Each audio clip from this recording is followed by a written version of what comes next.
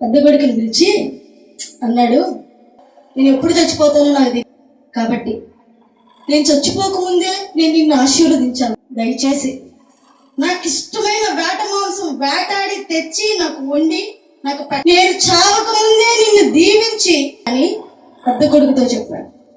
నేను అడుగుతున్నాను, తిండికి ఆశీర్వాదానికి సంబంధం ఏంటి? చచ్చిపోతానన్నవాడు దేని మీద పెట్టాలి దృష్టి? ఆశీర్వాదం మీద పెట్టాలి. ఇస్సాకు చెడ్డవాడు కాదు. ఈ ఇస్సాకు ఒకనాటి భక్తుడు, దేవుడి చిత్తాన్ని అతి దగ్గరగా ఉండి చూసినటువంటి వ్యక్తి. బలి అర్పిస్తున్నప్పుడు తండ్రి నువ్వే ఆ బలి అని చెప్పినప్పుడు విధేయతతో బలిపీఠం మీద పడుకున్న బలి పశువు. వివాహం విషయం వచ్చినప్పుడు దేవుడి చిత్తానికి తండ్రి ఇష్టానికి వదిలేసి ప్రార్థనతో అడుగు ముందుకేసినటువంటి వ్యక్తి. ఇటువంటి భక్తుడైన ఇస్సాకు వృద్ధుడైనప్పుడు ప్రార్థనతో ఇవ్వాల్సిన ఆశీర్వాదాన్ని భోజనంతో ప్రారంభిస్తున్నాడు. చాలా మంది పురుషులు ప్రతి రోజుని ఎలా ప్రారంభిస్తారో తెలుసా? నా మాట కాదు, యెషయా గ్రంథం 5వ అధ్యాయం 11వ వచనంలో ఒక మాట ఉంటుంది, మద్యము తాగుదమని వేకువనే లేచి తమకు మంట పుట్టించే వరకు తాగుతూనే ఉంటాడు. సంపాదించింది తీసుకెళ్లి రాత్రి వచ్చేటప్పుడు తాగి పడేస్తాడో కూడా మీకు తెలియదు. భర్త తెచ్చే కష్టార్జితం కోసం అప్పులు తీర్చడానికి భార్యము ఇంటి దగ్గర కాపలా కాసుకుని కూర్చుంటది. కొంతమంది ఉంటారు, పేరుకు మాత్రం భార్య చేతిలో పెడతాడు, ఇదిగో నా కష్టార్జితం అంతా నీ చేతిలో పెడతానని అంటాడు. కింద ప్యాంట్లో మడత పెడతాడు ఒత్తిడి తాగడానికి. ఇవ్వనయ్యా నేను అయ్యగట్టాలని రోడ్డ ఇల్లా చూసేది ఎవరు అనేది లేకుండా భార్యను పెట్టుకుని పడతాడు. వ్యసనపరుడు, తాగుడికి అలవాటు పడిన వ్యక్తి. కడుపును పుట్టిన పిల్లలు ఒక భవిష్యత్తు లేక ఎంతో వేదన పడతా ఉంటారు. ఇది నీ కష్టార్జితం నీకు మిగులుస్తుంది.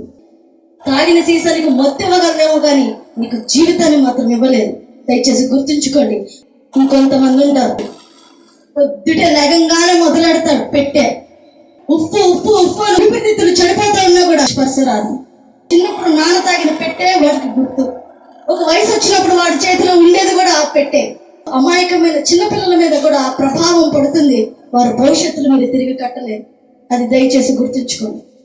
ఇంకొంతమంది ఉంటారు, ప్యాకెట్ చింపుతాడు, పెట్టి లోపల పెడతాడు. సగం మన ఆర్టీసీ బస్ స్టాండ్ కొంపు కొట్టడానికి పిల్లలతో కలిసి నిలబడి ఈ ఊళ్ళో వాసన మనం భరించలేక బస్సు ఎప్పుడు వస్తుందా అని చూస్తా కూర్చుంటాం. అది తింటున్న ఈ పురుషుడి పరిస్థితి ఏంటి? నేనేమో డైరెక్ట్ గా చెప్తున్నా, కానీ నీకున్న వ్యసనాలు ఉన్నాయి చూసావా, అవి ఇండైరెక్ట్ గా చెప్తాయి. ఒక రోజు వస్తుంది, చెప్పదు నీకు చావు వస్తుంది అని, సైలెంట్ గా అయిపోతుంది లైఫ్. వ్యసనం నీకున్న వయసుని వ్యసనాలకు వాడితే నీ వృద్ధాపం నీ వ్యాధులతో బాధిస్తుంది. నీ వ్యాధిని ఎవరు తీయలేరు. నీ బాధను చూడగలరే తప్ప నీ భారాన్ని మోయలేరు. ఇక్కడ గుర్తుపెట్టుకోండి, జీవితం విలువగా బ్రతకాల్సినది. ప్యాకెట్లు ఆడడానికి డబ్బు ఎలా దాయాలో చాలా మందికి తెలుసు.